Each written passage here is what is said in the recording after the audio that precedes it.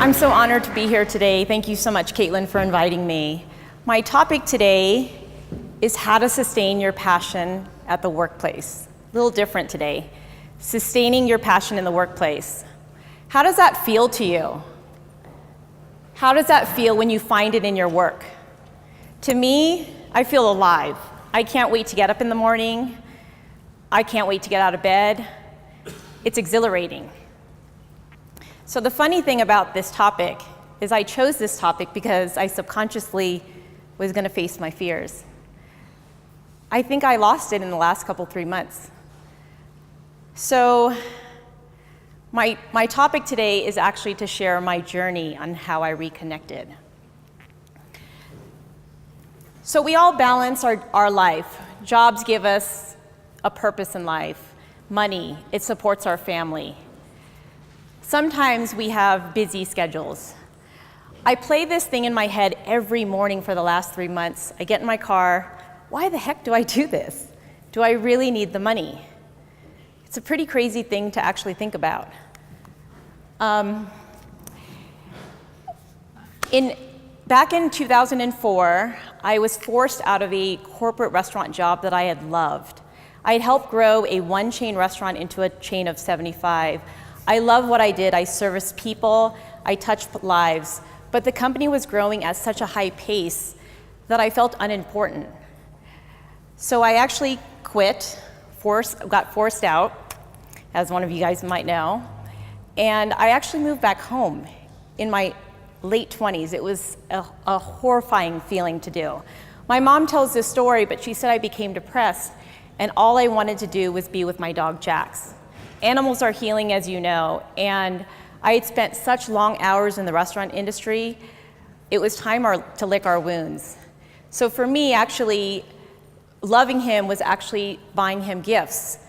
Back in those times, in the 2000s, you could find pet stores, pet sections in drugstores.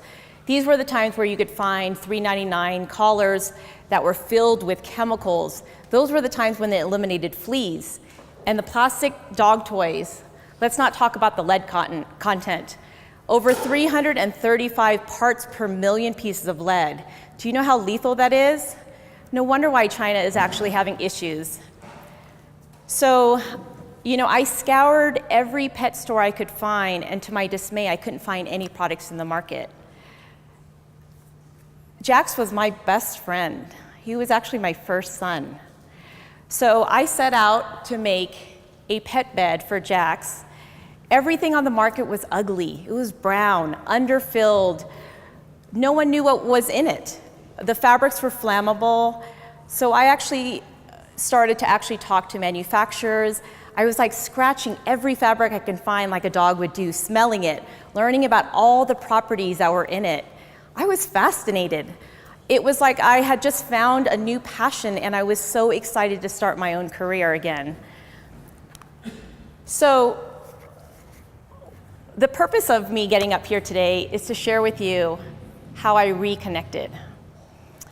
I find after talking with a lot of successful business owners is that they don't take a lot of their successes in. Whether you're a manager, entrepreneur, there's a lot of things going on.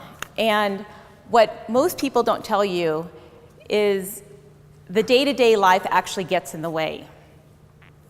So my present moment today is how I lost it 3 months ago.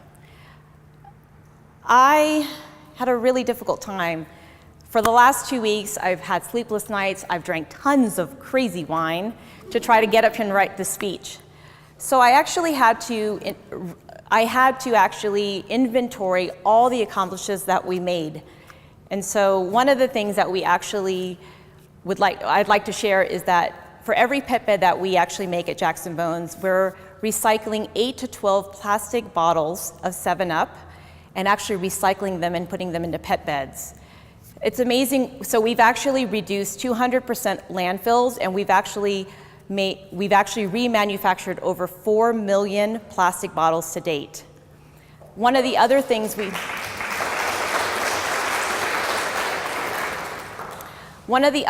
that we've been able to do is provide jobs for over 40 people.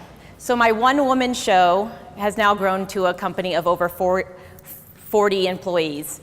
We actually give 1 to 2 hours of fair wage labor to each employee. So for each dog bed that we make, we're giving them 1 to 2 hours of fair wage labor. We're creating jobs with dignity. The other thing is that we actually do lean manufacturing. We produce all of our dog beds in our factory. So we're watching supply chain issues, risk management, inventory, as well as we're watching like the fuel surcharges.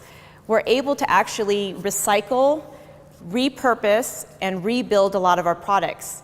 We've made poop bags out of our excess pet bed materials, as well as we've made gifts, we've donated, and that actually makes us very good. So I stand here in front of you guys to share with you how I actually reconnected to my own passion. I actually had to celebrate the milestones that we did. For the last 14 years, I can't share with you all of the struggles that a lot of people don't share with you. For 14 years, I've had to hire and fire and manage employees. I have a lot of white hairs. You don't see them, I dyed it. We've had years of struggle of cash flow to grow the business. There's a good side and a bad side to that. We've had to share our story and grow the employees to the sense of making sure that they all know the mission statement. And did I tell you I also work with my mother? So I recommend to make sure that we all change our thinking. Fast forward to today. Many years ago, I actually created a dog toy line that you all were, hopefully you picked some up. They're actually made of eco-friendly rope, vegetable dyed. We give 10% of our profits back to rescues. It was a micro decision that we made to actually give back to local charities. Today, we actually, in the last couple months, we're about to launch in a really exciting line called the Rowdy Rescuers. We chose 4 national charities around the world. We've decided to collaborate, spotlight them, share the stories with the clients that we sell it to, and allow customers to be part of the solution. Our goal is actually to save more animal lives, educate people. So we've actually partnered up with one of our rescue groups and actually created documents that go into school districts in low-income areas to actually teach people about animal suffering. So I share with you all today, it's very important. We do make a difference. Without this group, we'd be back in the 2000s where we were before. Thank you so much.